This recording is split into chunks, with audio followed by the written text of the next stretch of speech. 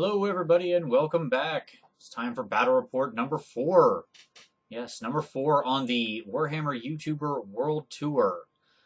So this time I find myself in North Carolina now. We've left Jersey and traveled south, and now I'm down in North Carolina, where I am visiting with Mittierim and Skip and Michael, also known as Mittierim and Da Boyz. And there they are. There was them waiting on the porch as I pulled up. And they were all, as you can see, ready and waiting. Got the full crew ready to go. So I unpacked everything out of the car and said, all right, who's my first opponent? Who's the first up on the block? And Skip was the winner. So here we go. Here's deployment for the first game. So Skip wanted to play as Dwarves because he doesn't get a chance to play as Dwarves very much since Michael is a frequent Dwarf player. And they don't want to do any hot Dwarf on Dwarf action. And I said, well, what would you like me to play? And he said Bretonnia. And I said, okay, that sounds terrible. Let's do it. Because nothing better for Bretonnia than charging forward into Dwarven guns. Hey, but that's all right. So let's talk a little bit about what we got here. We'll start with Skip. He's up in the top there. Got a gyrocopter up in the top left. And then we have a cannon. Then a big unit of some kind of dwarves with great weapons. Let's say hammerers. That seems legit enough. And then another giant unit of dwarves, also with great weapons. That's either longbeards or warriors. I don't really know. It doesn't matter that much because they're all dwarves. They're all like high weapon skill. They all have great weapons. And they're all like leadership a million and never run. And they're all in big blocks. So the point is lots of stunties with big giant swords that are going to cut through my knight's armor. None too pleased about that. Out in the woods there, we got a small little block of 10 crossbowmen. Those probably have a better name. But whatever, they've got crossbows. And then we've got your traditional organ gun and another cannon. So that's his line. Of course, there's a standard kit out of characters in those big dwarven blocks. We got a nice, scary dwarven lord and, a VSB Thane and runesmiths and stuff like that. On my side, starting from the bottom right, you'll see I got the 6 pegs in a block there. It's one unit. And then I've got my Knights of the Realm. And that's got my lord up front. He's kitted out with the heroic killing blow. I have another paladin in the front rank, and then the BSB. Prophetess behind. Then we've got the next lance is the Missile Errant Lance. So that's got the paladin in it with the errantry vow. So it can go forward an extra d6 on the charge. And they've also got the errantry banner. So they're harder to not charge. But they are strength 4 on the charge, which is, very nice. And then over next up from that, we have a small unit of Bretonnian peasant archers. Got a big old unit of Grail Knights. Grey Knights. Yeah, because we brought in the 40k Marines. No, Grail Knights. Got 2 Trebs in the back, and you'll notice over in the top left, we've got some little sneaky stunty miners who have scouted in just at the 12-inch mark. I left just enough room, like a moron. So there we go. Terrain-wise, we've got a Temple of Skulls up there, which is going to be promptly ignored and treated basically as a hill, because I'm certainly not going to prey on it, and the dwarves are never going to make it there unless this game goes 10 turns. And then perhaps most importantly, we have a charnel pit. That's that big red maw pit-looking thing. So obviously that's giving me -1 leadership within 6 inches of it. So that's not great. And you might wonder why I put my lance right there. That lance also has the banner of one of the middle paladin in there has the virtue that makes him hate war machines and shooty things, and has the nice side effect of making that unit basically never panic from taking wounds to spells or magic. Spells or shooting. So I'm not too worried about, if his cannon happens to go lucky and rip through my entire lance and kill a bunch of knights. It's not like I'm going to lose that main lance and have him panic off on some terrible fail on a rerollable 9. So they're going to get there. That's the key. So that's the setup. Now, I'll tell you my initial thoughts when I'm looking at this. It's that the right side, very weak. The left side, very strong. So my plan is very simple here. Sweep around, keep the Grails kind of back and in reserve, and then just kind of go down the line and sweep left. Use the superior maneuverability to pick the fights. He has no chaff of any kind, so there's nothing to get in the way of my knights. There's one more gyrocopter over on the side. I guess the gyrocopters could be chaff, but somehow I didn't think he was going to do that. I had a feeling that he wanted them to be shooty and things like that. So I was pretty confident in my ability to pick my fights, so let's get into it and see how it goes. There's, after Vanguard, you can see his little, or I guess this is actually him, he wins top 1. I Vanguard up my pegs, and then I don't think either of his gyros had Vanguard, so he kind of moves forward. His gyrocopters move over there. That one intends to shoot my pegs. Yeah, this is him at top 1. He does shoot a little bit. You can see there is a 1 peg dead, and then 1 has a wound, but other than that, they're still doing okay, which is just fine. I don't mind that. And the other one just kind of moved up to get in position. He didn't want to put it in a place where my knights could just immediately charge it and blow it up, because if he got too close, they would certainly do that. And I would gladly take the overrun and be that much closer to him. So he didn't want his Vanguard to just serve up an instant charge to his line. Okay. I believe you'll also notice I'm missing a Treb, and that is because of counter battery fire. One of those cannons goes ripping right through my trebuchet, hits it, wounds it, does 4 wounds, kills all my poor little peasants. And that's 1 Treb down. So that's not great, because Trebs would have been a real good advantage in this against those big, meaty dwarf blocks. Organ Gun doesn't do much of anything, just given the range here. And the other cannon kills maybe like a knight errant or something. A couple knights are dead, but lances are still very viable. No big deal. Moving on. Here we can see the pegs took a wound from the little shooting from them. No big, they're fine. No panic test even necessary. They're good to go. Some more casualties. And some more casualties. Like I said, a couple casualties here and there, but on the whole, the lances are still in very good shape. So let's go to bottom of 1. So you can see the pegs just ignore the gyrocopter, because I don't care about that thing. I'm certainly not going to charge it. That's a big waste. We want to get up there and get into the fun. Now, of course, I'm putting myself in a position where his organ gun is going to be able to turn and fire at me.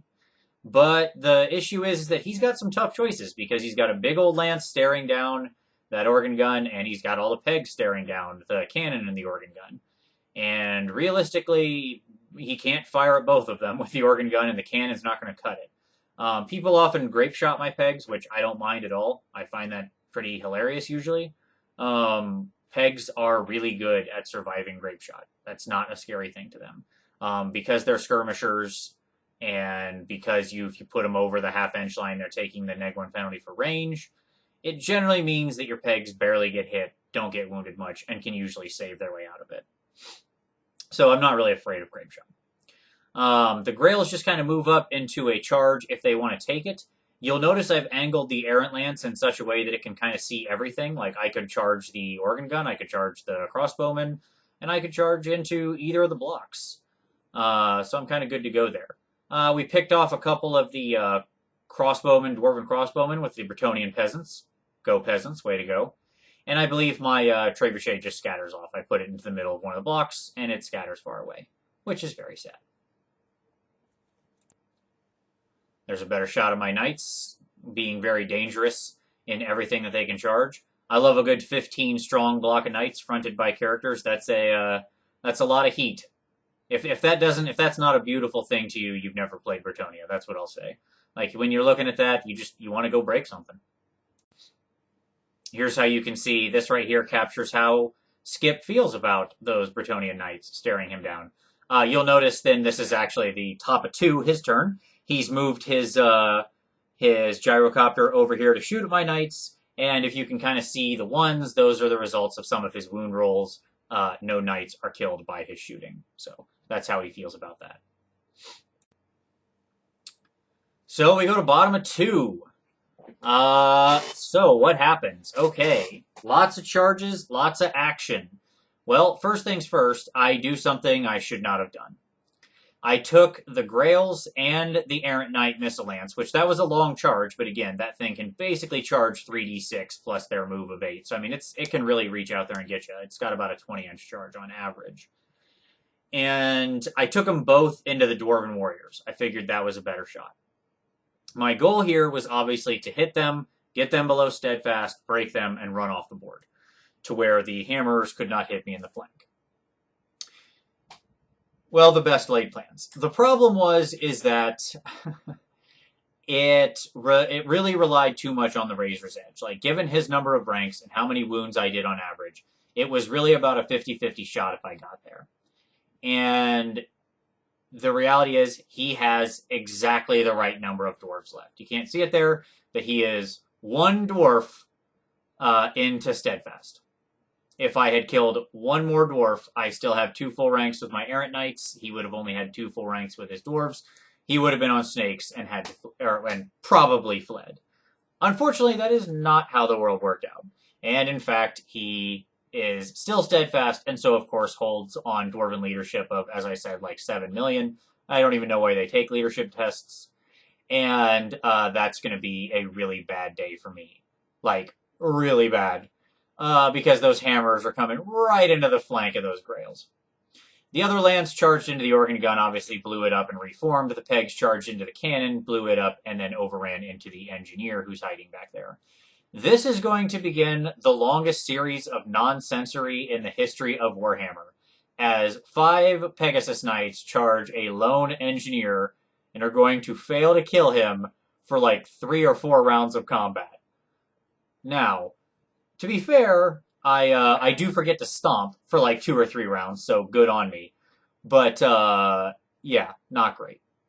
So, at this point, I've earned some points. I haven't lost any points other than the Treb, but things are about to get real ugly in the land of Bretonnia. On the bright side, there's not much for his cannon to shoot at this round, so hey, silver linings, right?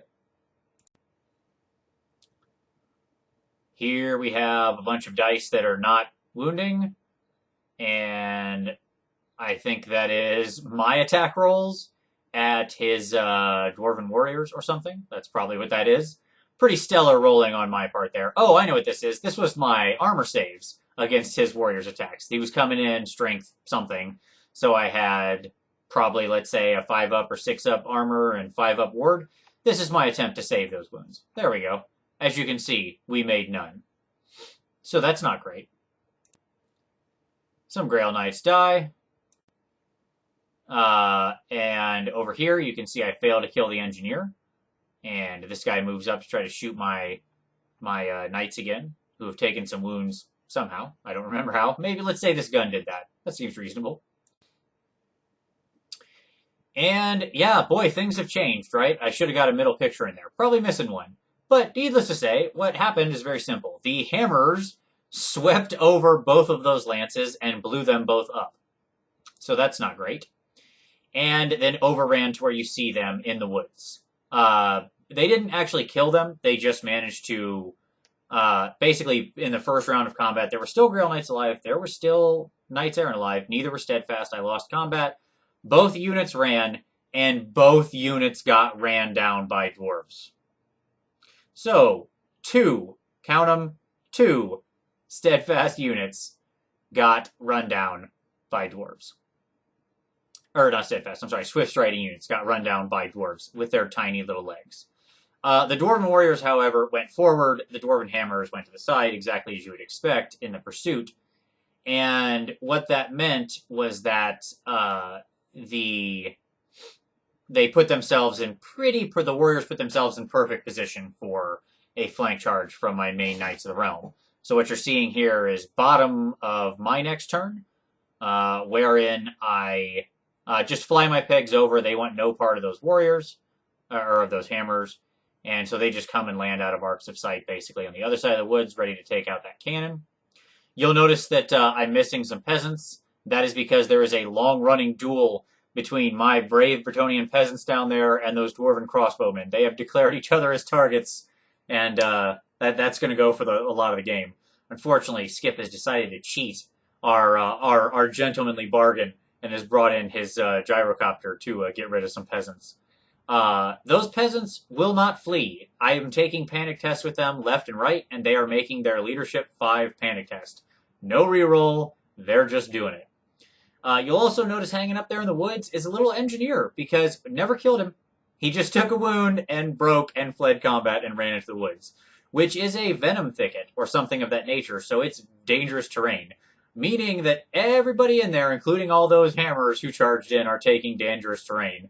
Of course, the engineer survives without an issue, but the hammers did lose. They lost more to the dangerous terrain of running into the woods than they ever did in the combat with my knights, which is humorous. So I've claimed the warrior block, as well as I think that had his lord in it, let's say, and a runesmith, and I'm safely away, and now I've kind of just put myself over on up onto the hill there. And the pegs are primed to pick up that cannon.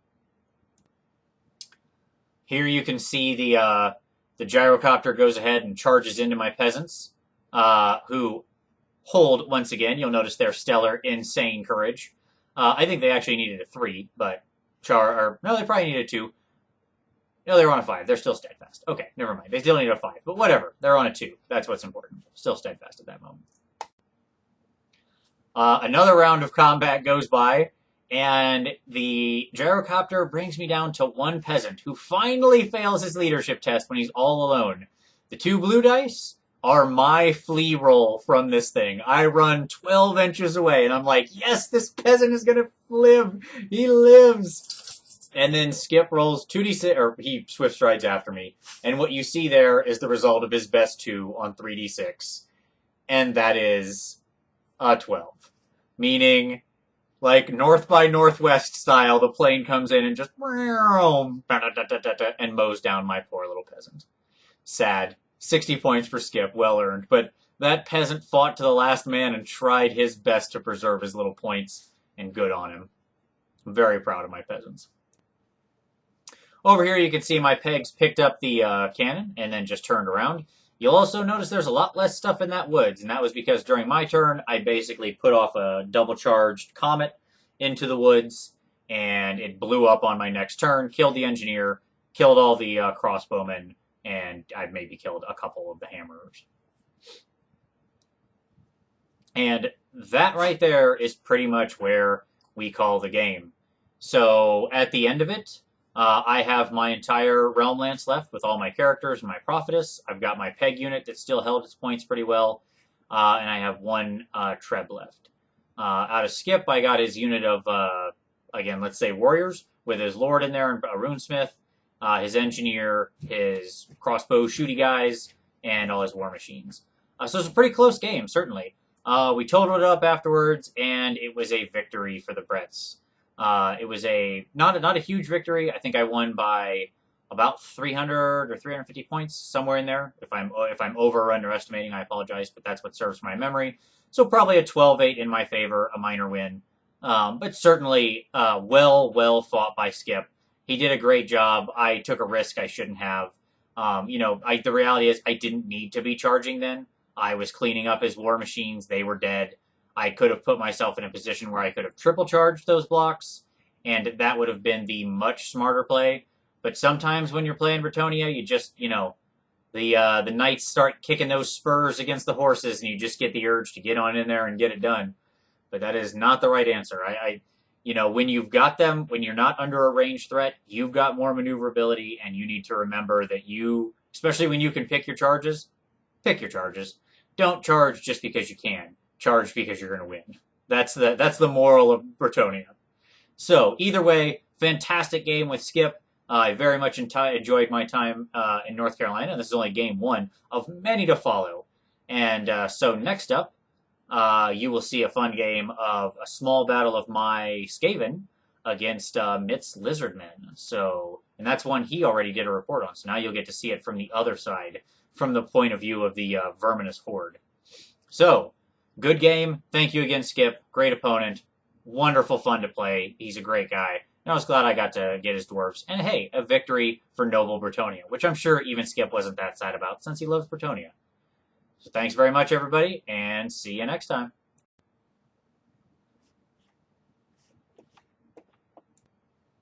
There we go. That's the end of the game. Sorry, realized I had a couple more slides. That's the end of the game. There you go. All right. Thanks, everyone. Have a good one.